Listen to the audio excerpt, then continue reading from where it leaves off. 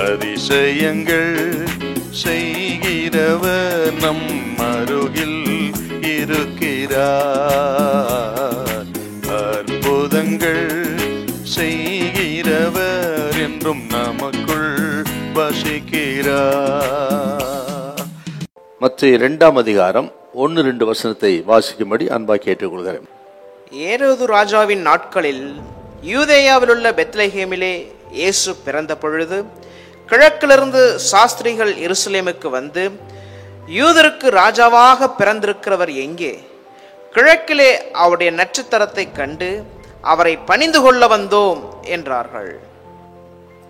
ஆண்டவராகிய இயேசு கிறிஸ்து யூதேயா தேசத்தில் பெத்லெகேம் என்ற ஒரு சிற்றூரில் பிறந்தார்.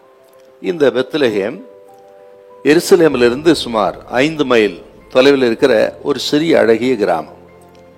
இங்கே தானே ஆண்டவர் இயேசு பிறந்தார். தகப்பனார் யோசேப்பும் அவருடைய தாயார் மரியாளும் நாசரேத்திலே இருந்தார்கள். ஆண்டவராகிய இயேசு கிறிஸ்து பிறந்த பொழுது கிழக்கிலே ஒரு அதிசய நட்சத்திரம் தோன்றியது. அந்த நட்சத்திரத்தை கண்டு சாஸ்திரிகள் புறப்பட்டு வந்து இயேசுவை தொழுது கொண்டார்கள் அப்படின்னு நம்ம பார்க்கிறோம்.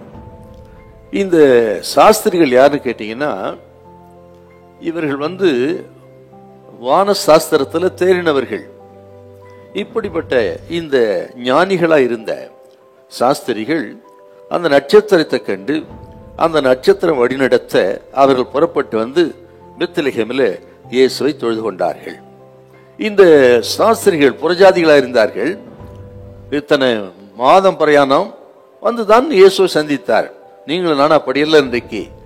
ஆக இத்தனை தூரம் மைல் தூரம் பிரயாணம் பண்ண அவசியம் இல்லை. இவ்வளோ பிரயாசப்பட்டு பல மாதங்கள் செலவழிக்கணும் அவசியம் இல்லை. இருக்கிற இடத்திலேயே இயேசுவே என்று சொன்னால், அவரை கூப்பிட்டால் இயேசுவை காணலாம். இயேசு ஏதோ வெளிநாட்டு தெய்வம் அல்ல, கிறிஸ்தவர்களுக்கு மட்டுமல்ல, ஒரு மதத்தை ஸ்தாபிக்க வந்த மத தலைவரும் அல்ல, எல்லா ஜனங்களுக்கும் அவரை தொழுது கொள்கிற அத்தனை பேருக்கும் அவர் சமீபமா இருக்கிற நல்ல தெய்வம். இதை கேட்கிற அருமையாளர்களே, நீங்கள் யாரோ எவரோ ஒருவேளை கிறிஸ்தவர்களாரோ கேட்கலாம்.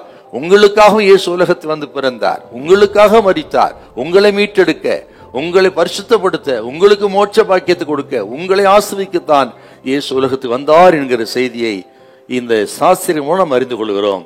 இருக்கிற இடத்திலேயே ஆண்டவரே என்னை ஆசீர்வதியும், ஜெபத்தை கேளும் என்று சொல்லி இயேசுவை நெருங்கினார். உங்களை ஆசீர்வதிக்கும், ஜெபத்தை கேட்கும் கர்த்தர் வல்லவர். அல்லேலூயா, அல்லேலூயா.